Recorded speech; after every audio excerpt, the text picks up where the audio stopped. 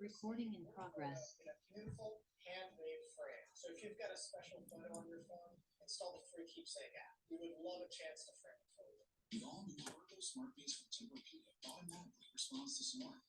So no more hiding under your pillow, because this system actually detects snoring, then adjusts to help reduce it. Experience the mattress ranked #1 in customer satisfaction by J.D. Power 4 years in a row. Take a pea-sized amount, apply it like a lotion. Pits, underboob, thigh folds, butt cracks. This water-based cream, I'm telling you, it's invisible on the skin. It works like a dream. Why didn't someone think of this sooner? Tired of sciatic nerve pain radiating down your leg and lower back? Get relief, finally, with Magnalite Leg and Back Pain Relief Cream. Fast-acting, and yes, it really works. So get living. Available at your local retail. Looks like it's prime time on. Dr. Garcia? Crest Reality Checkup. That crude you film on your teeth is actually the buildup of plaque bacteria, which can cause cavities and blunts. And your toothpaste just isn't cutting it. Most toothpaste quit working in minutes, but the antibacterial fluoride in Crest Pro Health protects for up to 12 hours. So I can stop cavities before they start. Can I get a latte? The #1 toothpaste brand in America, Crest. Bathfitter is a better way to remodel your tub. Precise measure means the perfect fit. The Bathfitter tub over tub process means no mess or stress. A custom-made tub and seamless warm need a watertight fit. Premium acrylic means it lasts a lifetime. And all this together means a great value. Bathfitter, it just fits. Visit bathfitter.com to book your free consultation. Being in debt was just such a challenge as a working single mom. I was working 3 jobs just to make ends meet. I knew I wasn't going to be able to get out of debt by myself. National Debt Relief negotiated with my creditors and reduced my debt by half. National Debt Relief can significantly reduce the amount you owe. National Debt Relief got me out of debt. I feel like I'm in control again.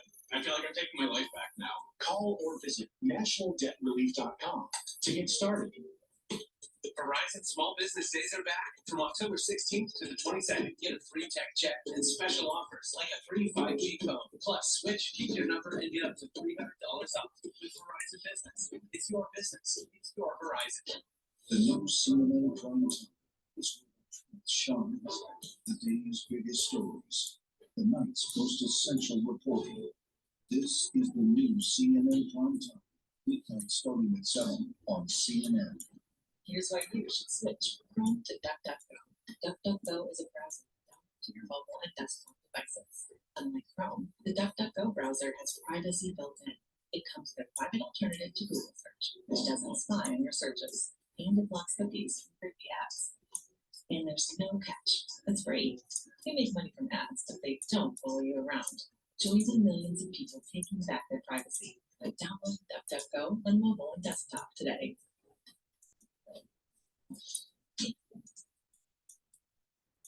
The power comes out, and we still have Black Friday door homework. And that's a good thing? Great in my book. Who are you? No power? No problem. Introducing Storm Ready Wi-Fi. Now you can stay reliably connected through power outages with unlimited cellular data and up to 4 hours of battery backup to keep you online. Only from Xfinity, home of the Xfinity 10G network. Learn more now. I'm outside at the White House, and this is CNN. And we're back with breaking news on Capitol Hill, where a meeting between Republican Congressmen who do not want Jim Jordan, the Speaker, and Jim Jordan just ended moments ago. CNN's Manu Rogers on Capitol Hill were outside the room where they met. Manu, I'm no expert on body language, but boy, that did not look like it went well based on how Congressman Jordan stormed out. What did you hear from the Republicans as they left?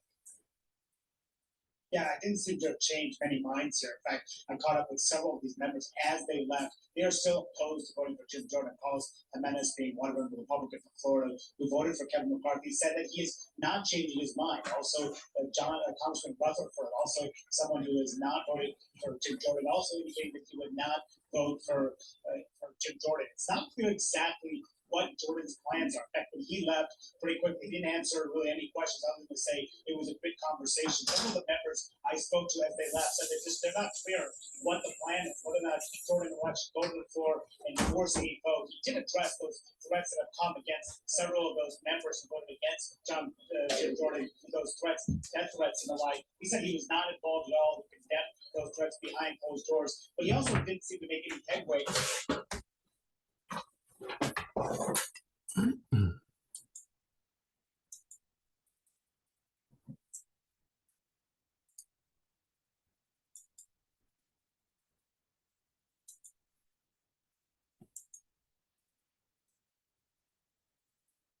All right, good evening, everyone.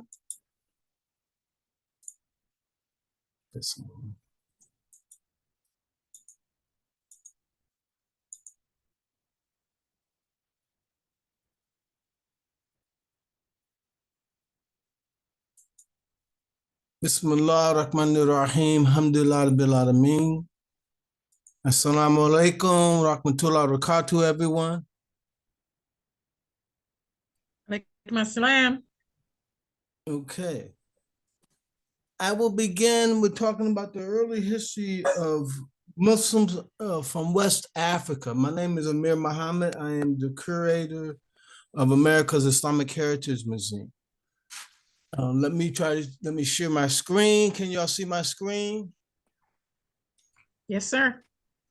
Okay, Bismillah. Let's get started. What I'm gonna look at, first, we're gonna see the growth of Islamic communities in Africa from a different timeline. Right now, we're looking from the 300 to the 700 AD before Christ. If you look at the growth of Islam, it starts out in North Africa, then it comes down into West Africa and start penetrating through different communities. And you can see the growth of it in Ghana and Bukhari. Here's a map that shows the growth from the early beginning. Even during Prophet Muhammad time, Salam, the earliest companions, they took flight and wound up in Ethiopia or Abyssinia. So the first growth of Islamic communities was in West Africa. So this is to show you the different development. This is up in what they call the Cordoba area. And this is still part of Morocco and this part. And you see early part of what we know today is Spain. And this is parts when the West Africans have ruled.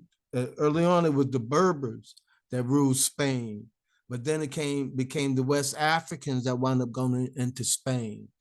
And if you look at that development from the 7th century on to till we lost it, and they call it Andalusia at the time. But this is when we had ruled Spain. And then when we lost Spain in 1492 was the fall of Granada. That's when Christopher Columbus found the maps and they started traveling. And then that's also when they started doing the slave trade. And they tell us that it was the Portuguese that was the first Europeans that started bringing and enslaving Africa. Didn't push it hard enough. Need to mute your mic. And so you see, these are different kingdoms of Spain at that time. And so when that slave state started coming down, you see they started enslaving the Mauritanians, then the Senegal and the Gambians in different ways. And brought us in for different skill sets. Some of those skill sets. Hold on one second.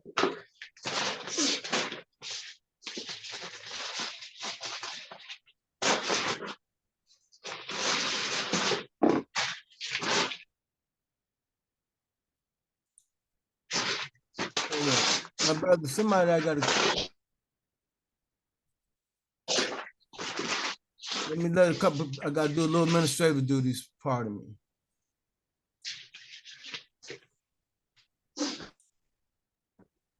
Okay. And these are some of the books that talk about the Muslims during the Golden Age and during that time that we ruled Spain. This is another book I found very good that tells stories about the different periods of wars. And in some analysis, you'll see how some of us was brought here, but with some of the battles or some of the wars that went on that was brought here. This other book I find that's amazing is From Babylon to Timbuktu. One of the stories that they tell, and you see when I talk about the Gullah Geechee people, is that they say that some of us was Christians when we was brought here, but Christianity didn't penetrate West Africa during the slave trade. We was more naturalists or would work with nature, Muslims or Jews. But that is one of the hidden stories that's not told. Another great book that talks about Islamic and African heroes are J. Rogers, World Great Man of Color, as well as African Gifts to America. This here is a map that shows the growth, the early growth of Islam, where Islam started penetrating into parts of West Africa or the Sub-Sahara. And this is in the 800 DC.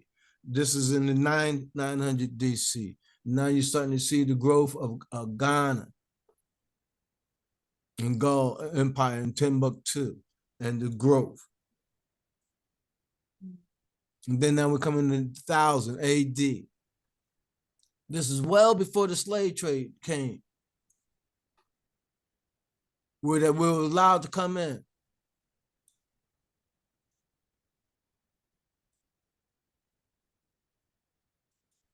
This is 11th century, 1100. And then you're gonna see some of the developments. These are smaller communities, but then you're gonna start seeing the growth. This is still in the 11th century. This is well before the slave trade. We can see the growth of Islam penetrating well deep in the many parts of West African communities and society. You see Mali and Suso. You see great empires, smaller ones. You see Benin and the growth of Benin. And this is 1250. You see the growth of the Mali Empire. So these societies that were developed way before the slave trade. This is 1330 AD. And the Mali Empire has consolidated itself and grew. And you can see the space and the communities that, societies that were developed in there. And over here, we see the Wolof Empire and the Mali Empire. Later on, this is where Futu Jallo, Futu Toro becomes. So you see the Jallo now Empire. And out of Futu Jallo, Futu Toro, this is where Job Ibn Diallo comes from. Bilali Muhammad, Kunta Kinte, many of the Africans that we hear about that had Muslim heritage, this is the era they came. And this is still 1475. This is before the slave trade. This is where you see the development come. Now, this is like early 20 years of the beginning of the slave trade. You'll see the growth of Islam. Here you had one of the first ports, Almina, where this is where the Portuguese came in and developed a port and started during their slave trade. This is in the 1600s. And then now you see the different kingdoms and then your different tribes. And this is where a lot of us, where they brought us in from, out of this area right here, at the parts of Futu Jallo, Futu Toro.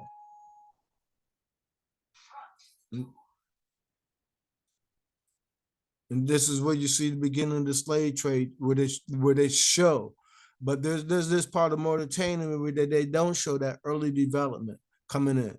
Now down here with this heavy end of it, this is what not many. This was Angola, Congo. Many of these were not Muslims, and many of these are the people that were a great percentage of these people make up the Gullah Geechee people. as well as the Senegal and Gambia people that they brought in for the developments. And this shows you the regions where we brought in. So we're the same people in South America, the Caribbean, Africa, and west parts of Africa. We're the same people. When they brought us over to the Western Hemisphere, they mixed us up. Tammys with the Series, they mixed the different tribes up. So we developed and became a new breed of people. But this is here you see what the Dutch now is controlling. And this is what down here with Elmina is Ashanti. Here you got Goree Island up on the top left, West Coast. And these are many of the tribes where they brought us in for the rice and the gold. Many of these down here, they brought them in for the development of the forest, knocking down the forest. So now the slave trade is starting to begin. This is in 1750. We had many to break up the Futu Jalo and Futu Toro. You had this, by this time we had Joe Ibn Jalo, the Muslim Hafiz that came here in the 1730s. But this is what the West Africa looked at that time, during that period. And this is now in the 1800s. By the 1800s, about 1808, 1810, they had stopped the importation of us. But then what they started, what they call is the domestic slave trade. We see one of the domestic slave markets in Savannah, Georgia. There's one in Alexander, Virginia, different pockets.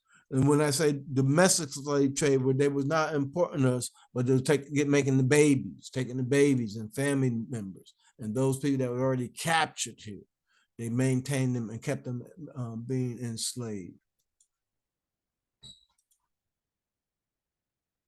And now this here is in the 19th or the 20th century, turn of the 20th century. You see this is coming in the division of it. The Portuguese Guinea, the British Gambia, the British Sierra Leone, your French. This is why you still see some of these European countries still dominating us and controlling us. You see it in there.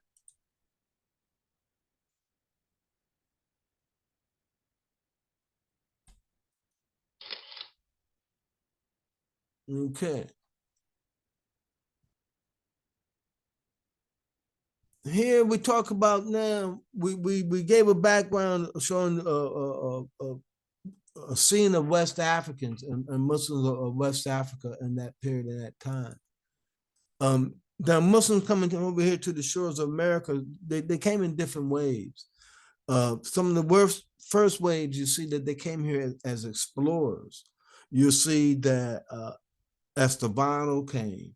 You see that there's reports Abu Bakr, Mansour Musa's brother, who came here, the West Africans came here on 2 journeys, 2 different expositions.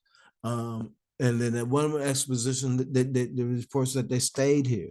There's reports of them traveling throughout the Mississippi region area. There's reports of them in Panama and in Cuba. You see these reports in some of the documentations of Christopher Columbus log journals, talking about the arrivals of them. You hear reports of them in the books, They Came Before Columbus by Ivan Van Sertima. And then the one that I really like is Saga of America by Barry Fells. Barry Fells talk about how they find different rooms of their presence into the 4 corners of the United States, Utah, Colorado area, talking about where they found rooms of early Arabic writings, calligraphic writings, school systems are reported in there. And then these two books down here, Voyages to the New World and Columbus Was Last, reports and documents some of Christopher Columbus' documentation and arrivals of other people before Columbus coming here. You know, remember, and they thought that the world was flat. It wasn't until 1492 till we lost Grenada to the Europeans, and they found the maps in there. And then they even used two Muslims, descendants, children of Muslim, the Penzar family, the Penzar brothers, and they brought them over. So in this Barry Fells, these are some of the articles that Barry Fells talking about from the Arabic writings that they found. He's talking about Esau, Jesus, the son of Mary, on a rock, and other artifacts. We're talking about the Greeks and the Libyans, early arrivals, and the different, and he talks about the different settlers or people that use the waterways that and the early arrivals coming over here. I think this gives a very insight of pre-America. These are some of the writings that he has over here on my left is Yasu, Ben Mariam, Jesus or Isa, the mother of Miriam, you know, and then talk about Satan. These are some of the early writings that are found in the Ishmael law, in the name of Allah. This is in Nevada. So this is a whole area that's wide open for exploration. This is coming out of Saga of America by Barry Fells. Both Barry Fells as well as Ivan Van Sertima were Harvard professors. Here, this shows you that part of that Mali Empire at that time and what is controlled. The different tribes, different nation states that is controlled. And we have reports of Muslims coming in as far as inland, as far as from Timbuktu, being captured and enslaved in the slave trade period. This is a map that shows us the air current, where the coming from West Africa, the air current would would blow the ships over.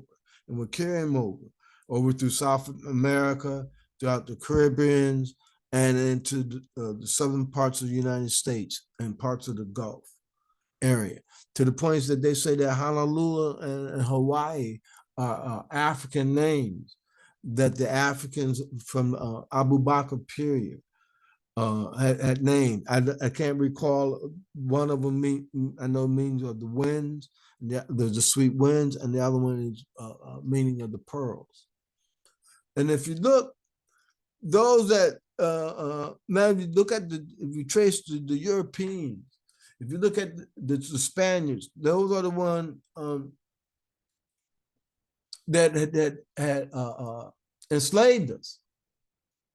And by enslaving us, when they lost, the people they took over everything what the Muslims had controlled and which the Muslim had ruled.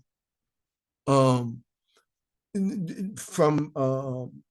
Spain to North Africa, then they wound up going into the Caribbean. And then when you go into the Caribbean, you'll see a lot of Islamic architects inside the Caribbean.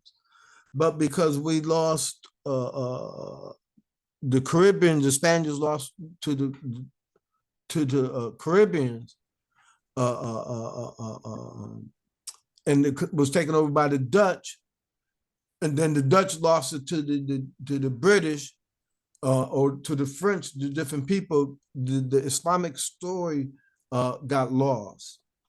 And one of another Islamic story that did not come through the Spanish Inquisition, but came through. Yelling upstairs, you know I'm going to come after you. All right, come here. That came with the Caribbeans. Pardon me, man.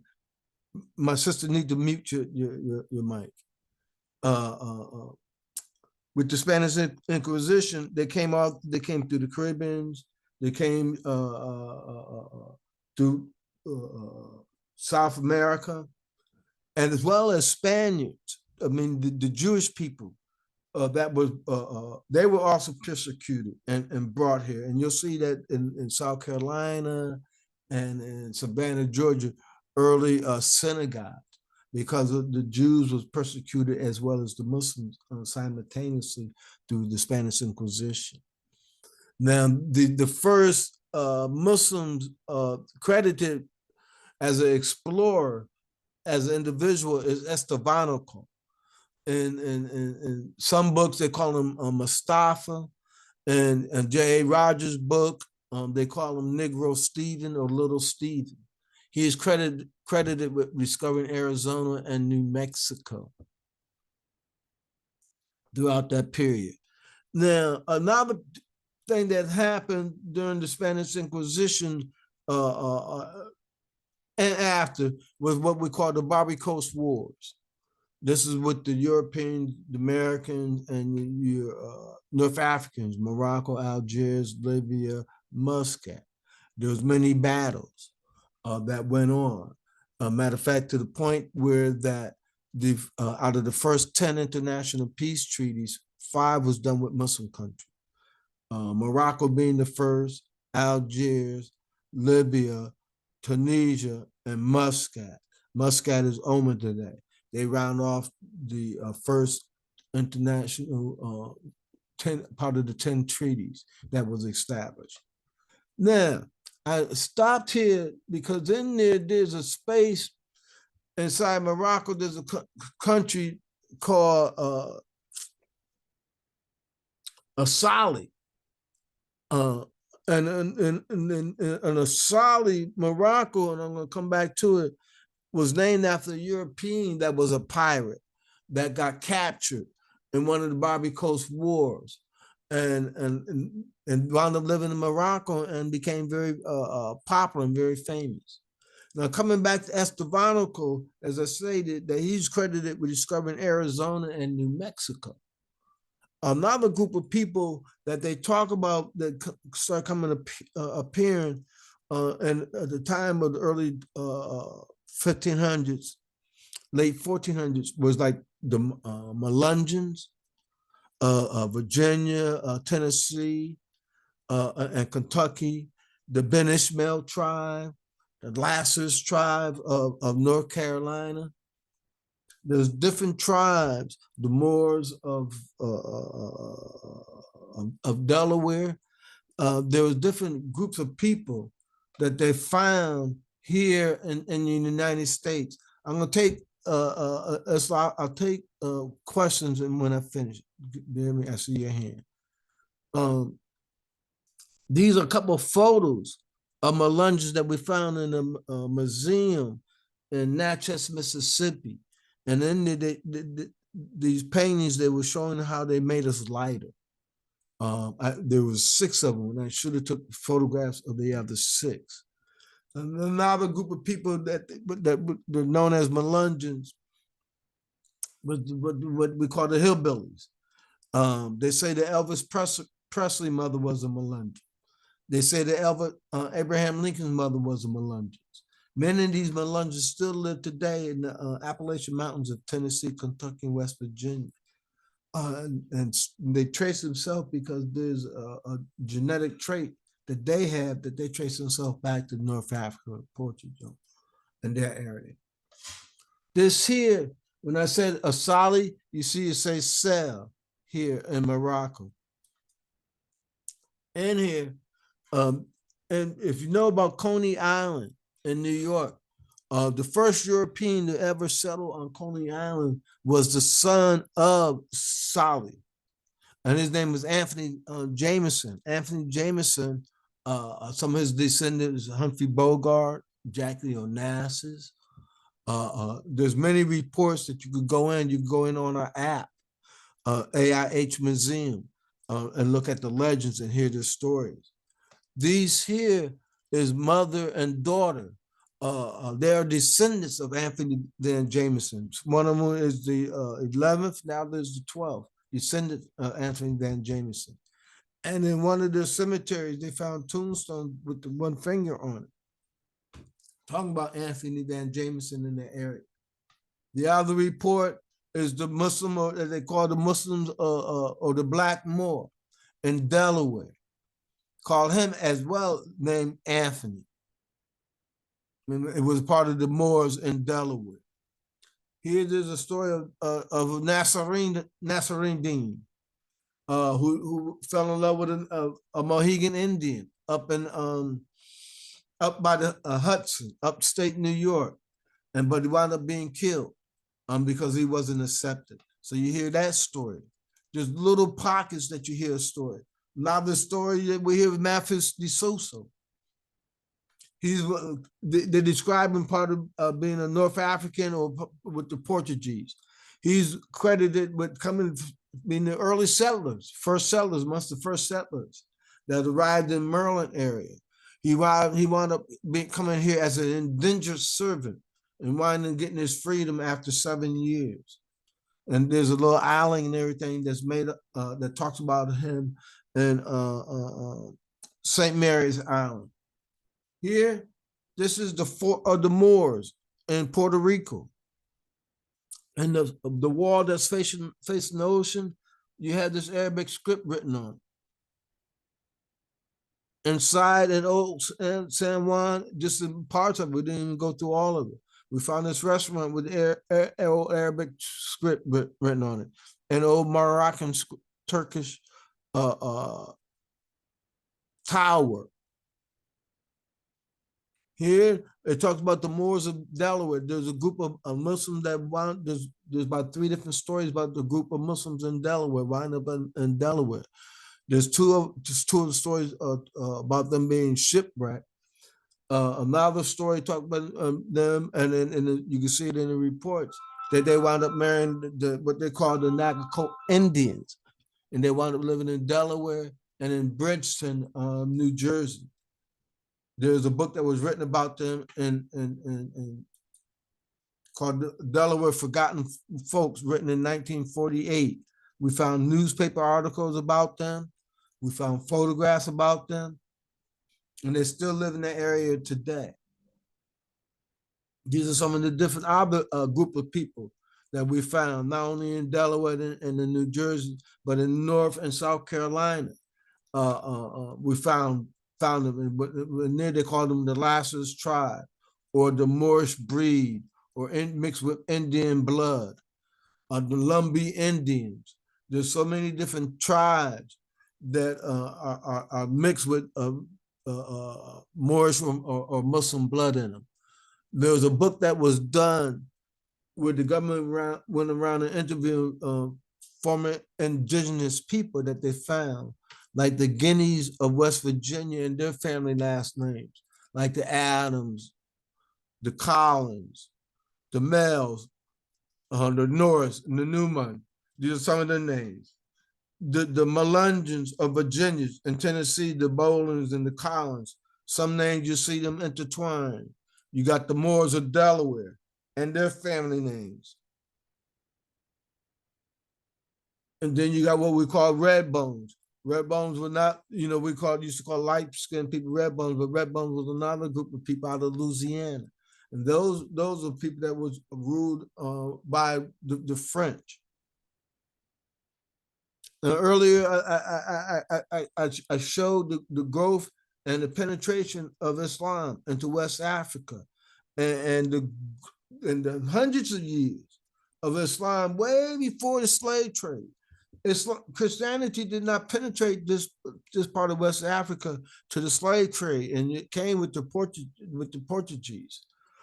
Christianity here was the Coptic Christianity that we read about, those that help with the companions of the Prophet Sallallahu Alaihi Wasallam. But this Christianity that we know today did not penetrate with the Portuguese to late 1492 and into the 1500s. And then they didn't allow us to read the Bible or come into Christianity to really in the late 1700s is when they started allowing us to practice Christianity, or even send ministers to try to minister to us. of that. What we did when we was enslaved, and this you see it amongst the Gullah people, where they mixed their Islamic faith with Christian rituals, like the ring shout. They couldn't go on Hajj, so the ring shout was like Tawf. They go 7 circuits around. They had a process what they call if someone wanted to join a church or become a member of a church, they called a seeker. They sent them out into the woods to sent them to nature so that they had to come and learn God, connect yourself with God. So they was very in tune with that. And here they show you some of the tribes that they brought us in from. And the Gullah Geechee tour that we went and went through, it points out some of the different tribes why they brought us in to do baskets for weaving, for hunting, for clearing out the lot, for rice, indigo, and cotton, and ironwork and horsework was many of the things. Reason some of the skill set and how and why they brought us here. Now we're coming in at the turn of the 1700s. 1700s, we find that the first Muslim Hafiz in the United States appeared. His name was Job ibn Dijallo. Also, we find an Arabic letter that was written in 1768. And remember, they used to tell us that the Africans, we couldn't read and write. We had no culture, no history. No, they couldn't understand what we could read and what we could write. This here is a photograph of Job ibn Dijallo that came from a newspaper article or what they call the Gentleman's Quarterly article when they talk about don't bring in no Fulanis because you can't convert Fulanis. And they said, don't you remember the Job ibn Dijallo? With this guy who was trying to sell some Fulanis into Philadelphia. And this is what that article is about. Also from Job is where they learned from the interior. Prior to Job, they were still just coming down on the slave trade on the exterior. From Job is where they learned how to come more into the interior. And there's also a book that was written about him in 1968 called The Fortunate Slave. Now, if you look at the Islamic history, or even in the nation, if you look and study the nation of Islam, you see different periods of times of different ways of people coming into their memberships. In the mid-60s, early 70s, at least 2 of the waves that I'm aware of that I could see. And I'm coming up with this to say is that there was a wave in 1968 with a lot of these books, like the Fortunate Slave, by Douglas Grant was done in 68. Alan Austin, The Prince Amongst Africa Remembered, The Prince Amongst Slaves, Philip Curtin done his work. There was a lot of work that was done and they started producing about Muslims and America's presence in 68.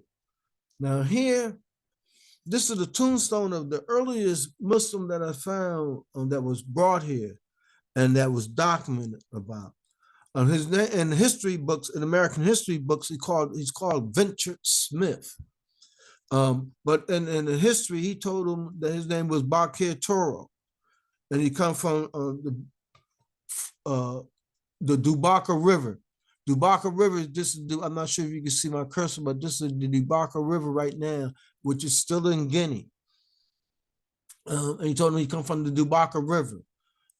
And he brought his own, before he died, he brought his own freedom, his wife's freedom, 2 of his own children's freedom. This is his tombstone in an area in Connecticut.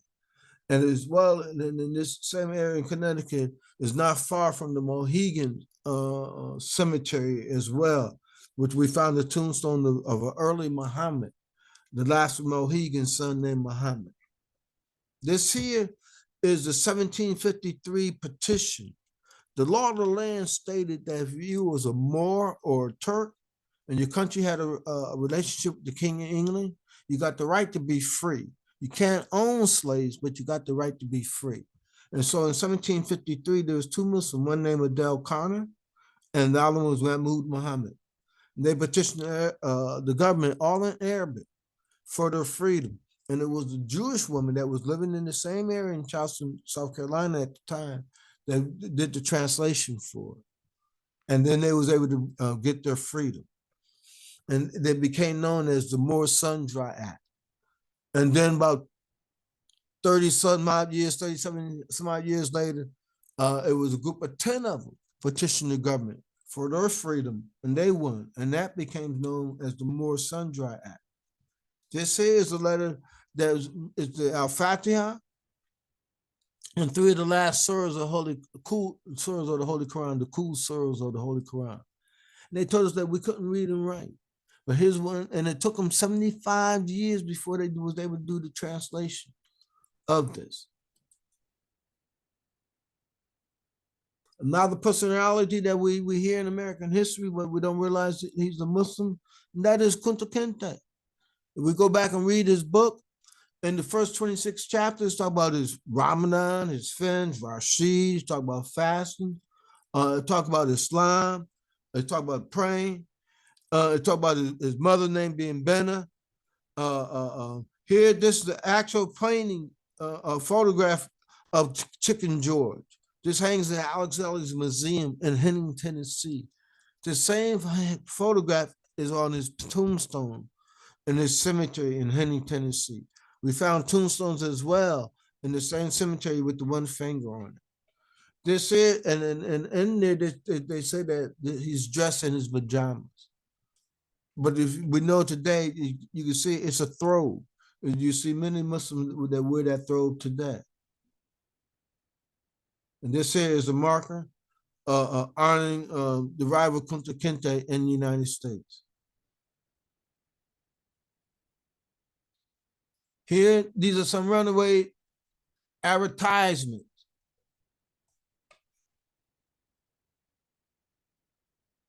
Where they see where the Muslims that was running away, escaping. And here you see the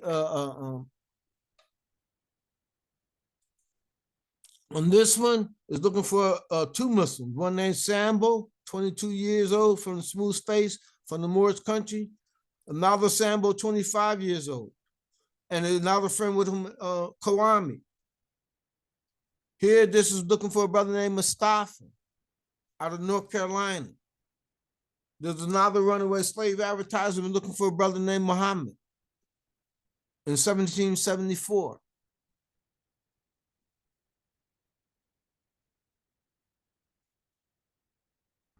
Here, there was a group of Muslims. This is before the Revolutionary War, even during a Revolutionary War, and off one of the islands, off of Cape Hatteras Island. There was a group, and there was a Muslim family, the Wahhabis, brothers or family, and they had a hotel on the island. They had a village called the Wahhabi village, all in this area. Matter of fact, even there's a cemetery that's named after them, the Wahhabi Howard Cemetery. And there was another part of the group of people that came, that wound up here out of the Barbary Coast Wars and being captured and enslaved.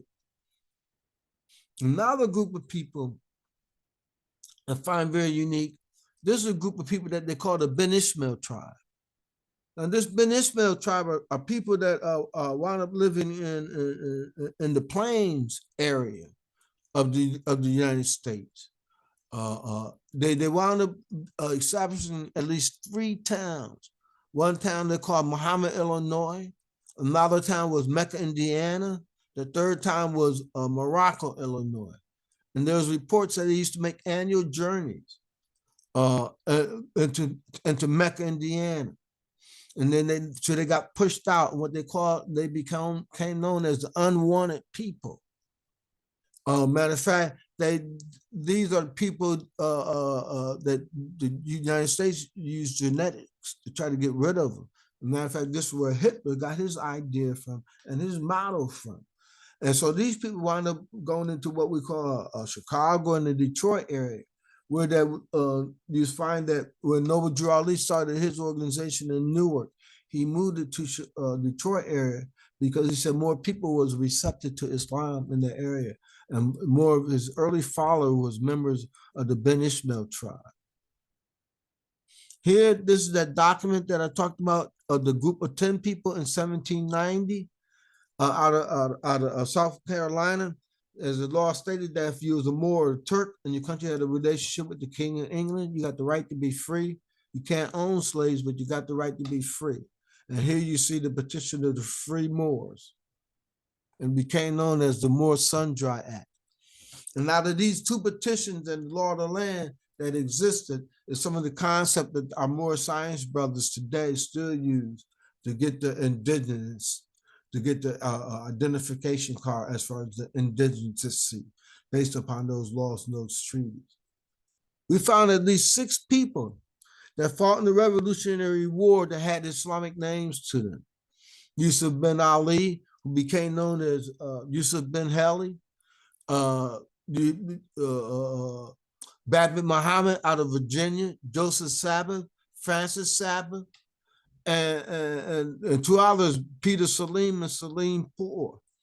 But in American history, Salim Poor and Peter Salim, these are postage stamps that they did on them, but they are honoring them as Muslim Revolutionary War heroes versus African American Muslim war heroes. They salute them as African American war heroes. This here is a letter from the Sultan of Morocco to George Washington. This was sent to George Washington after George Washington sent him a letter asking him to establish a peace treaty with the early North African countries that I talked about earlier. And some of our founding fathers was U.S. diplomats to the Muslim world. You got signature of John Adams and Thomas Jefferson. Here you see John Adams' signature, as well as Thomas Jefferson's signature in 1787. Both of them was U.S. diplomats to the Muslim world, and they both had Qurans, their own Qurans. Thomas Jefferson had his own Quran. It was a 2-volume set where the first Muslim congressman took the oath of office on his Quran, and John Adams' Quran is in the university in Massachusetts. This here down here is one of the articles 11 of the Constitution, where it says that America was not founded on the Christian religion, and as it within itself has no characteristics of enmity against the laws and the religion or tranquility of Muslim men. And it says states never have entered into any war or act of hostility against any Mohammedan nation. And so what they're saying is that our country was founded on the freedom of religion, the freedom to practice your faith, or the freedom not to practice faith. It was not built on the Judeo-Christian values, what they try to give us understanding on. It was built upon the freedom of religion. We know that in Christianity was taught not to kill, not to steal, not to lie, not to cheat. They did all these things. And so this is where we're coming back to, writing us back to where it started from, with the fall of the Spanish Inquisition, the Barbary Coast Wars, and then coming down, and then our enslavement. These are just more of the laws of the land. Say that where it stated that whether neither Negroes, Moors, or mulattoes, or Indians who have parentage and native county are not Christians at the time of the first purchase. So these are saying that if it was Muslims or Moors or Negroes at the time of the purchase, they held us, they still enslaved us.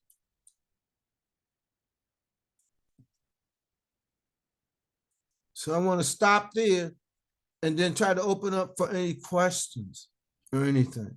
I see I got Sister Isla with her hand.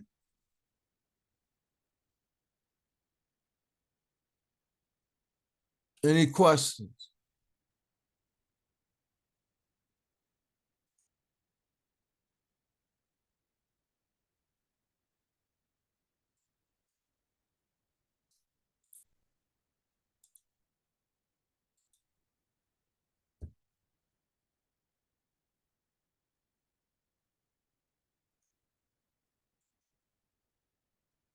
Sister, I'm trying to unmute you. Y'all can unmute yourself if you got any questions. I would like to share with, can you hear me, brother? Yes, I can.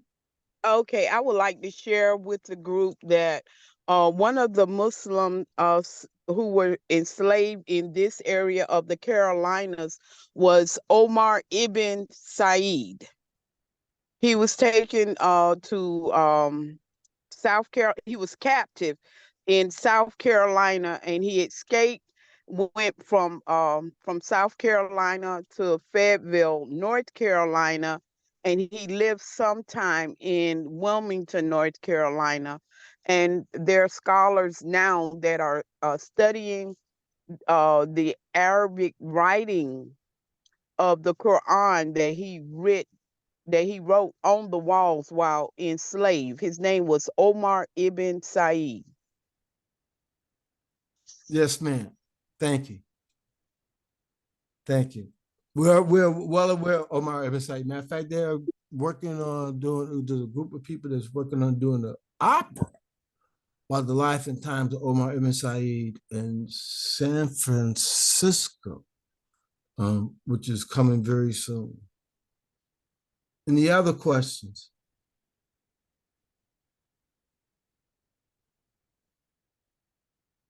San Francisco.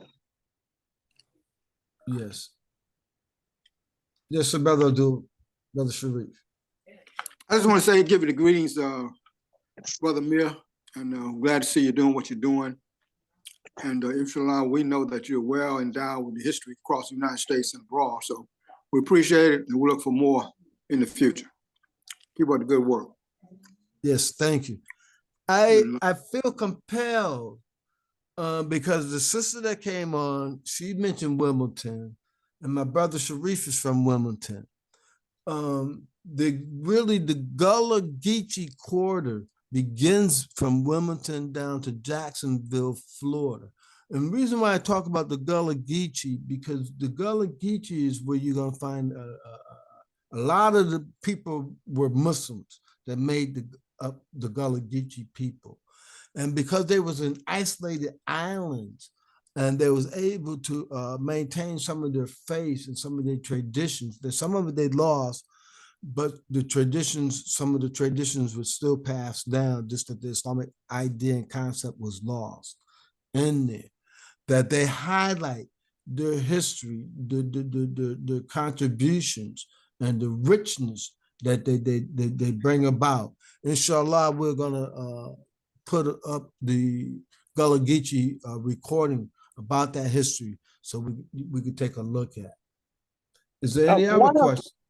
Yes, I would like to also add, since you brought up the Gullah Geechee, one of the enslaved, one of their staple crops was the Carolina gold rice, which was harvested there in South Carolina. I am Isla Speller, and I have a museum. It's an African American community museum, and we do house some of the Gullah artifacts, such as the sweetgrass baskets. That was one of the where's your museum located? Wilmington, North Carolina. That's yes, 410 North 7th Street. And you can Google us at Burnett Eaton Museum Foundation.org. Mashallah, mashallah, my sister. Yes, we will. What we've done what we call the Gullah Geechee tour. We started, and I apologize not starting at Wilmington, but we started in Myrtle Beach. We went from Myrtle Beach to Georgetown.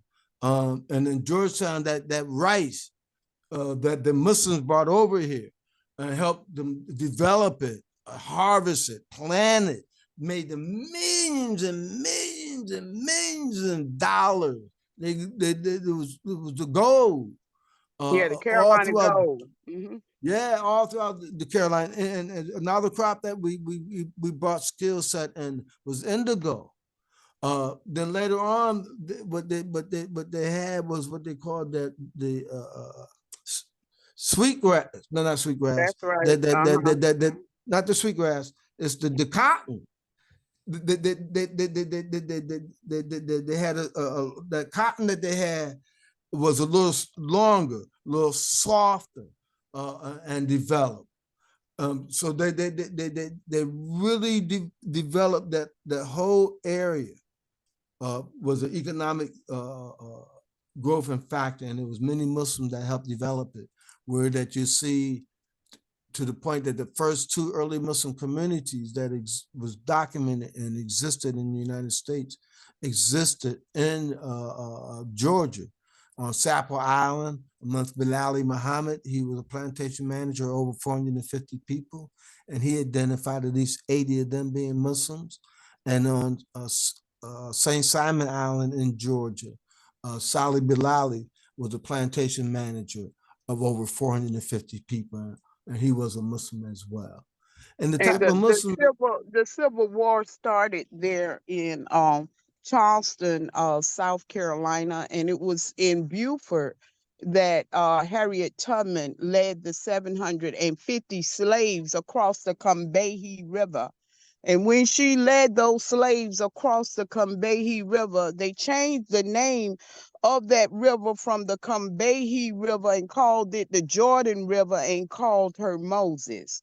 And that's in Beaufort, South Carolina. And we like to share that story with visitors who come to visit at the Burnett Eaton Museum Foundation, because North Carolina and South Carolina was one Carolinas, and our Civil War history is a history that we all must learn and know and embrace and appreciate and celebrate Juneteenth, because in that is the victory of knowing the determination of prayer and of freedom and liberation.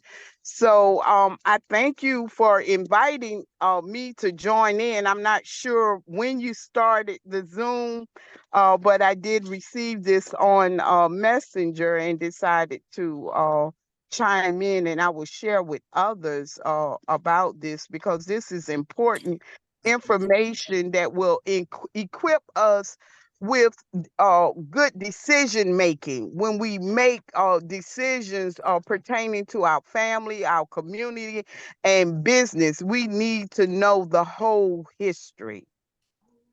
I hear you, sister. And because you said Beaufort, Beaufort, outside of Beaufort, in the early Civil War, 1861, the Union's troops was able to conquer that area, and they established the first Black town, and it was called Mitchellville.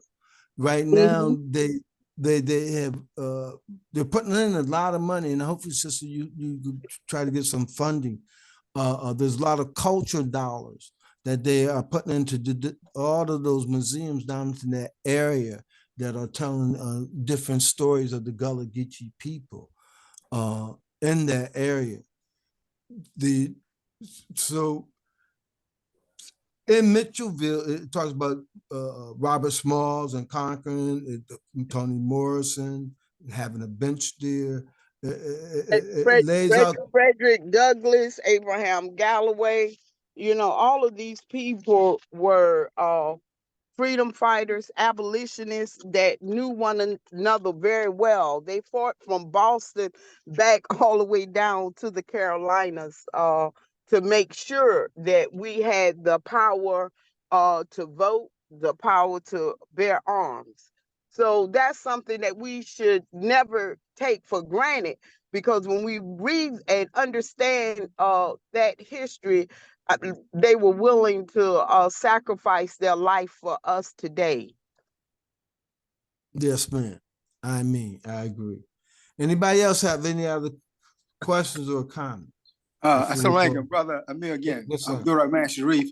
I just want to mention also the man with Nations Mosque, DC, is also a resident of Wilmington.